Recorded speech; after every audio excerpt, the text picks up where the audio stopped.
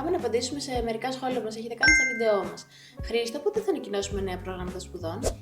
Το School, όπως έχετε ήδη καταλάβει, οποιαδήποτε νέο πρόγραμμα ανακοινώνει κάποιο πανεπιστήμιο που συνεργαζόμαστε και οποιαδήποτε νέα συνεργασία κάνουμε, αμέσως ερχόμαστε και σας την δημοσιοποιούμε. Σίγουρα, αρκετά από τα πανεπιστήμια, ειδικά τα ιδιωτικά που ανοίγουν τελευταία χρόνια στην Ελλάδα, παραρτήματα ή παραρτήματα στη Μάλτα, θα ανακοινώσουν αρκετά νέα προγράμματα.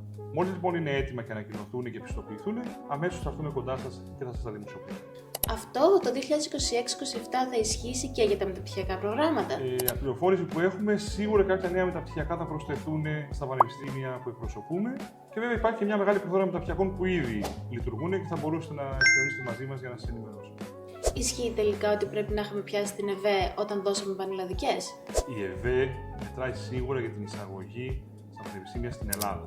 Για παράδειγμα, το ΕΚΠΑ και το παράδειγμα που έχει κάνει στην Κύπρο. Ή τα ιδιωτικά πανεπιστήμια της Κύπρου που έχουν έρθει στην Ελλάδα, εκεί πέρα ισχύει μια ΕΒΕ αρκετά χαμηλότερα από αυτή που ισχύει για τα δημόσια πανεπιστήμια που μπαίνουμε μόνο με πανελλήνιες. Σε οποιαδήποτε άλλη χώρα, όπως αφορά Τσεχία, Σλοβακία, Ιταλία, Βουλγαρία, Ρουμανία, η ΕΒΕ δεν παίζει κάποιο ρόλο. Αυτό που παίζει ρόλο εκεί πέρα και μετράει και το ζητάνε τα πανεπιστήμια είναι να έχουμε ένα πολιτήριο με όσο το δυνατόν καλύτερη βαθμολογία στα μαθήματα του τομέα των σπουδών που έχουμε επιλέξει να πραγματοποιήσουμε.